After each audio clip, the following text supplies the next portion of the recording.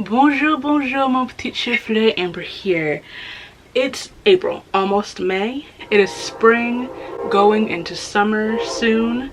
The days are finally actually warm and staying warm. And as usual at this time of the year, I am in a romance mood. I am leaning so heavily towards romance books at the moment. I think a lot of it has to do also with the fact that new romance bookstore just opened in Philly, in Manayunk, like 3 days ago. I didn't go to the grand opening. I wanted to, but hopefully within the next week or so I will be making a trip, and I know I'm going to want to buy so many books. And something about looking at the bright colors of the cover and, you know, feeling super single. Sometimes I just want to make that feel worse. But yeah, that's kind of where I'm leaning at right now. And I just wanted to talk through some of the books that I have that I hope to read in the next couple of months. At least, no, the 4 of the ones that I'm looking at are definitely going to be read by between like the end of this month and then next month. And I don't want to talk too long. I don't have a lot of books with me right now. I haven't done one of these videos. I don't think I did one last year, so in maybe almost 2 years. So I definitely want to get back to my tradition because it does always seem to happen around the same time of the year. The first book I would like to talk about, I am currently reading right now. In fact, I'm approaching the halfway point and I'm really enjoying it. Obviously, you'll understand why in a moment. I'm currently reading First Time Caller by B.K. Borison, who we know that I love. B.K. Borison is the author of the Love Light Farms series, which we know I am obsessed with. We know has like such a huge spot in my heart. It's one of my favorite romance series. Top 2. It's my top 2 at the moment. And so this is the new series, the start of the new trilogy. Each of these follows a Nora Ephron. Each of these is inspired by a Nora Ephron movie, I guess. Are they books turned movies? Don't know. Let me be careful before my mom bursts through the wall like the Kool-Aid Man. It's like, excuse me, you better know your facts. These are her favorite movies. So eventually I'm gonna have to force her to read these. This one in particular is inspired by Sleepless in Seattle. This follows Aiden and Lucy in the Heartstrings radio show. Aiden is the host of Heartstrings, which is this like late night romance sort of like hotline radio show.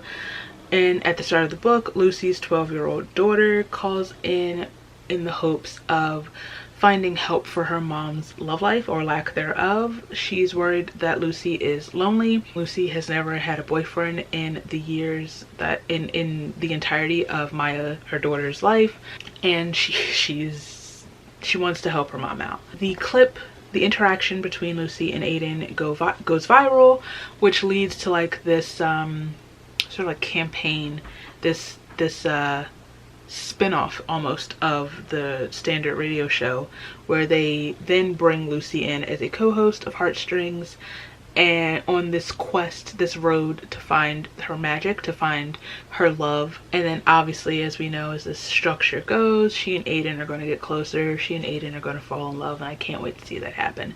I can't wait to see it unfold. I'm really enjoying this so far.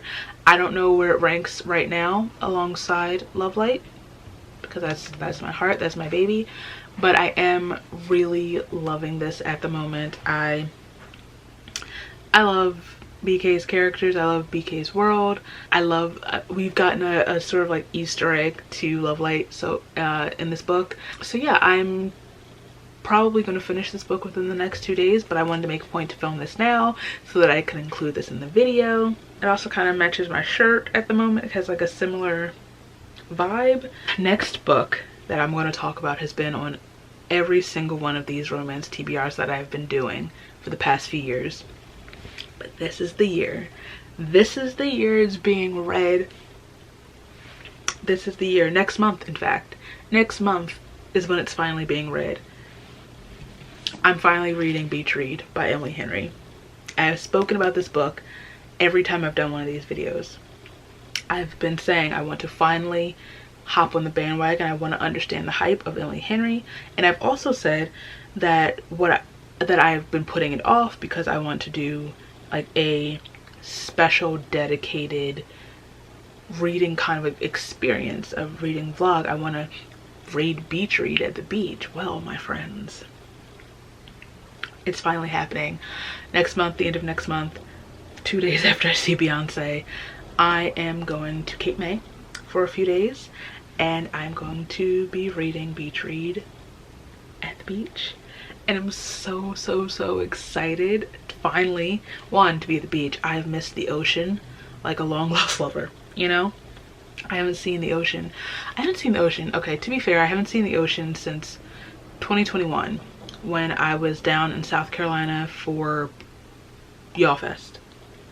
And I got to spend the morning, the early afternoon, just sitting on the sand in Sullivan Island, pretty much by myself, me and my mom. And then before that, I have like properly been at the beach, God, I don't know, like 15 years maybe. I think I was in, no, maybe longer than that. I think I was in high school the last time I was at the beach. Jesus Christ. So I'm gonna be reunited with the love of my life, the ocean, the water. My Pisces moon is so thrilled right now. And then finally I'm going to experience it in Emily Henry. And then once I check this off, I can move on and start planning the next excursion for the next one, for the vacation, to read people we meet on vacation, you know? So I just needed to talk about this. Part of the reason, again, why I'm doing this video now. And the next book I want to read is a reread. Speaking of beaches and oceans, I'm probably going to take this with me to at least take pictures of it at the beach. Only for the Week by Natasha Bishop, which we know I adore this book. We know how much I love this book. I finally was able to get a physical copy of it last year from The Ripped Bodice in Brooklyn. Love that bookstore. Also, speaking of romance bookstores, I need to go back to New York ASAP because I want to visit again. Also want to see my friends, but yeah, I need to make that happen soon. I don't know if I can pull it off in May. Maybe I'm gonna, Emily, can I come visit in June? But yeah, Only for the Week follows our main character. What's her name? Is it Janelle? No, it's not Janelle. It can't be Janelle. Janelle. It is Janelle. Janelle and Rome. They are, I think, the maid of honor and the best man at Janelle's sister and Rome's best friend's wedding. Janelle's sister is marrying Janelle's ex. That's a whole other story. But like I said, she and Rome are maid of honor and best man. The wedding party is going down to Mexico for like a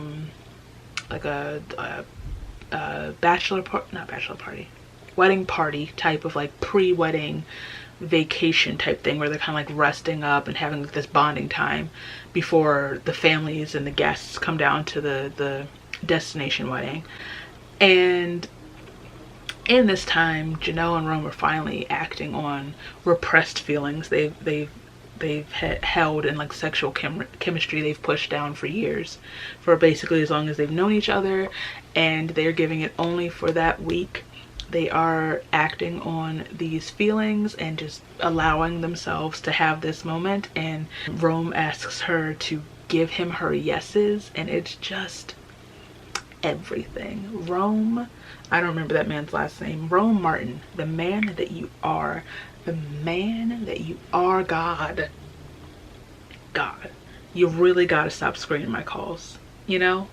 I really don't ask for much, I really don't. But one of those, thank you. And I just love them. I love them, I love him, I love the location, I love this man. Not to give anything away, but this man rents a yacht so that Janelle can read by the water, by the ocean in peace. And once again, God, pick up. God, you're gonna have to pick up. You're really gonna have to pick up the phone. You're really gonna have to pick up the phone or answer my emails or something. Because what do you mean? What do you mean by that, you know? And then I read these and then I'm like, okay, I'm gonna open myself up and be maybe willing to go on a date. And then I go on the apps, I'm like, actually, I'd rather die.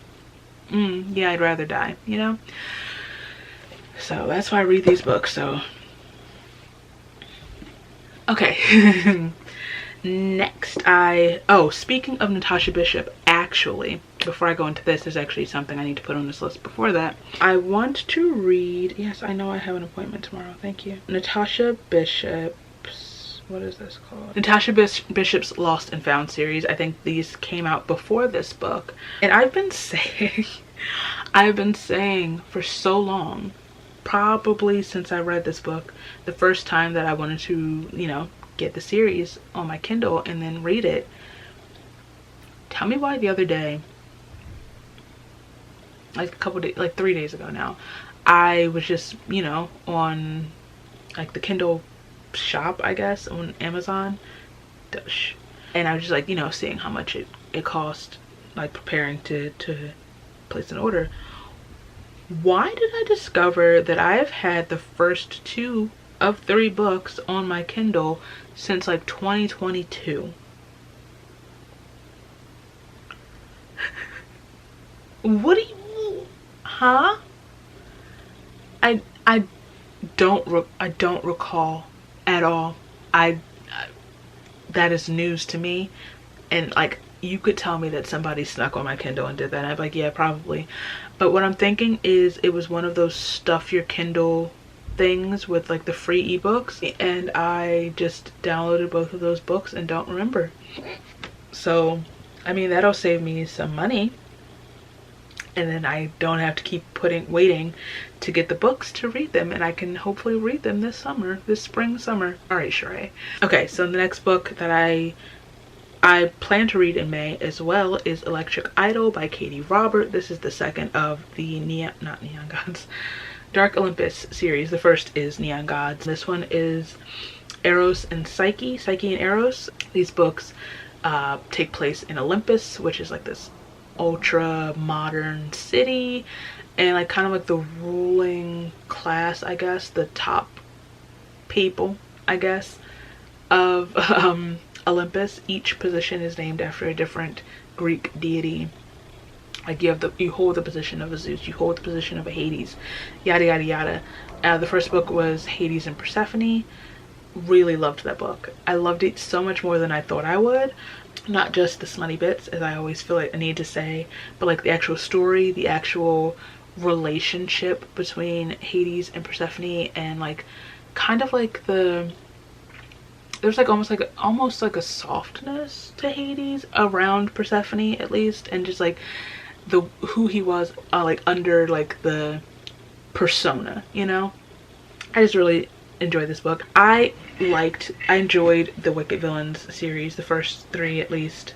I didn't not enjoy them. I just read the last ones back to back to back, and it just became a little redundant at the time, just kind of like a bit much. So like I'm going to make a point to space this series out so that I can fully appreciate and enjoy them as I read them. But there's like a level up from that series to this series in like the storytelling and the writing and like the character work that I'm really enjoying. I also love kind of like the bridge between the 2 series. If you've read it, you know. And I'm kind of wondering if that'll make like another sort of like appearance as we go further in the series. But yeah, I'm excited to read this. I'm excited to read this. Let's see if I can reach these without knocking my camera over. The last 3 are books that have been sitting on my shelf for a little bit. Sorry about the straw. I hope to read at some point Deja Brew by Celestine Martin. This is the 3rd of the, I still don't know what the series is called, but the first one is Wishful Thinking, which I loved. I'm a little nervous about this because while I loved Wishful Thinking and really enjoyed that, I did not like the second one very much, which was Kiss and Spell. I read that I think when did I read that? It had to have been like around spooky season because it has to do with like witches and whatnot, and it's like a whole magical town. So whenever I read it, I did not like it at all. It possibly has to do with the fact that I did not like Ursula in the first book, so I already went into the first book not caring about Ursula, but like I didn't believe in the characters. I didn't believe in their chemistry or their romance. Didn't care about either of them. I'm hoping we do another sharp turn and I put me back on track with this series. This one follows Serena, who I believe is the sister of Lucy, who is the main character. Or is she Ursula's sister? Anyway, they're all related, so it doesn't really matter. What is this book about? I have no idea, honestly. Ex-celebrity chef Serena Caraway has had the she's a Caraway, so she has to be Ursula's sister. Has had the wackiest October ever. Her cooking powers are on the fritz. She failed to land a career-saving job, and she just embarrassed herself at the town's Halloween party. Just before midnight, she made a desperate wish for a second chance to fix her life. The next morning, Serena wakes up and realizes that she's repeating the entire pumpkin spice flavored month. Even sweeter, she runs into Gus Dearworth, whose magic leaves her spellbound. A former reality star, Gus moved to Freya Grove to rebuild his reputation and heal his broken heart, but his restless magic is tempting him to return to the spotlight. And his secret crush on Serena is making him want to try something dangerous, like fall in love again. When Serena realizes he can help her fix her powers, Gus makes her a deal. If she'll help decipher a mysterious cookbook in his collection, he'll help get her magical groove back. Every encounter offers a new adventure, from tasting menus and harvest mazes to a growing attraction that's taking on an irresistible enchantment of its own. But as the month winds down and the wish grows stronger, Serena and Gus have a decision to make. Will their second chance be their happy ever after ending or a bittersweet memory? And while this book takes place in October and around Halloween, and like ideally I would hold it until the fall. I was intending to read it last fall, but after Kiss and Spell, I was like, you know what? I'm not gonna do that. I don't know, I kind of, we'll see where we're at, but I kind of just like want to finish this series and just move on, for better or worse. So who knows, I might just slip into fall for a moment during the summer, which similarly, that's kind of why I didn't put the last Romance Book Club book on this book. I finally got it. My mom she got it for me for Christmas, I think, or was it my birthday?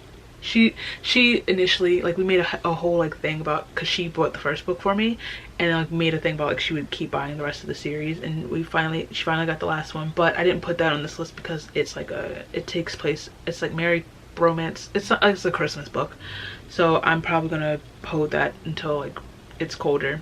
But speaking of books that are supposed to read in the fall and kind of have fall vibes, and so I'm not sure if I'll actually read them in the summer, but I want to include them here anyway, is Best Hex Ever by Nadia El-Fassi. Look how cute this is. And this is a very similar vibe. She is a celebrity chef, and she is a baker. It says, as a skilled kitchen witch, Dinah Whitlock, Dinah? I don't know, knows her way around a pastry recipe. In fact, she runs her very own London cafe, serving magic-infused treats to her loyal customers. You know, as a baker at heart, I love a romance with a baker and a bakery. In fact, the one I'm writing, the main character is a baker. And I'm also writing one where the male love interest bakes kind of like as a hobby, but anywho, she is not as much of an expert on romance though. Thanks to a hex hanging over her head, Dinah's partners are cursed with bad luck for as long as they are with her, making it impossible to fall in love. But who needs love when your best friend is getting married, right? Scott Mason has returned from global travels, thrilled to embark on his new role as a curator at the British Museum, sir. Having left London 2 years ago to recover from a devastating breakup, Scott has missed out on a lot. With his best friend's wedding approaching and Scott as best man, this is his chance to make up for lost time. Little does he expect to be enchanted by the magical maid of honor. Another best man maid of honor wedding situation? Please, gobble gobble. During a romantic weekend filled with a peculiar hedge maze, if I could read, that'd be so cool. A peculiar hedge maze, palm reading by candlelight, and a midnight Halloween ritual, there's no denying the chemistry between them. First of all, this is a wedding I want to be at.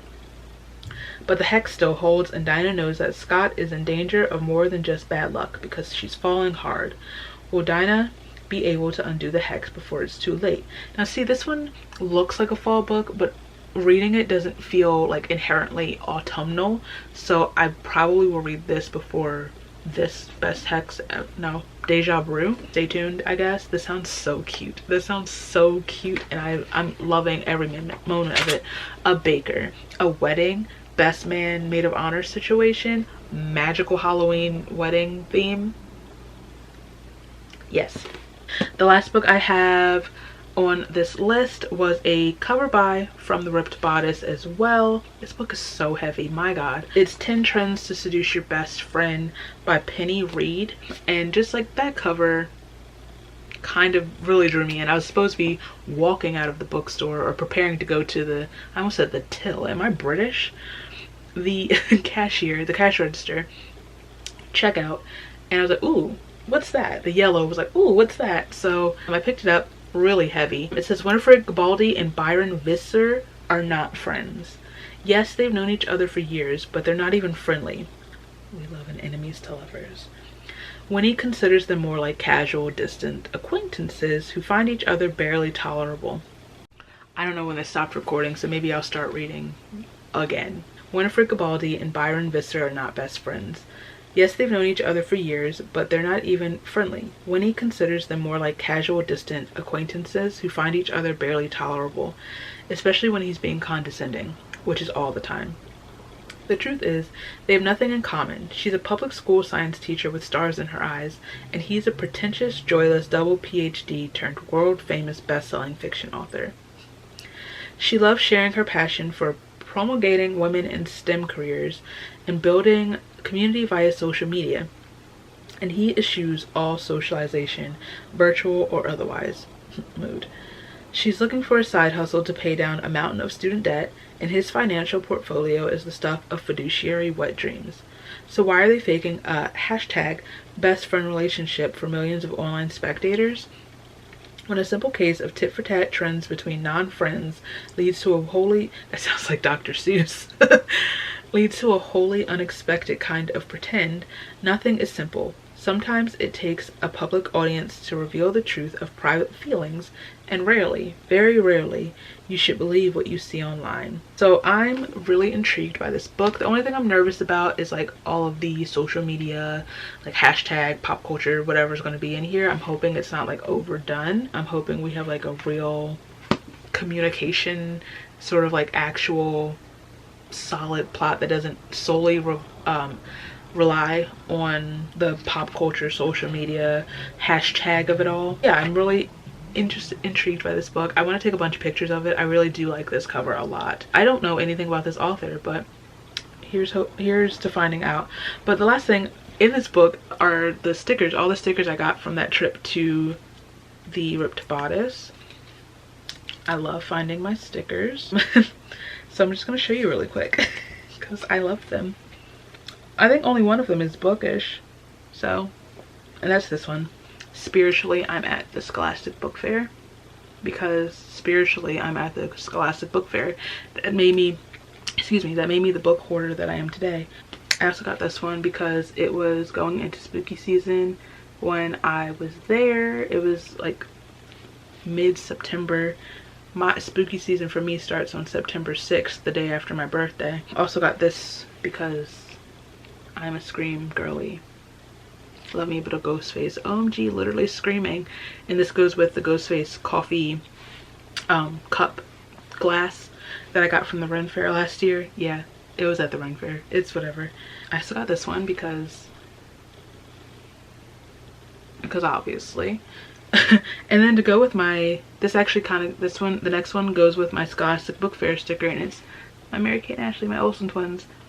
Because when I was a young child, I spent a lot of money on the Adventures of Mary-Kate and Ashley books, and the they had like the Full House sort of like books as well. But yeah, I spent a lot of money on Mary-Kate and Ashley books.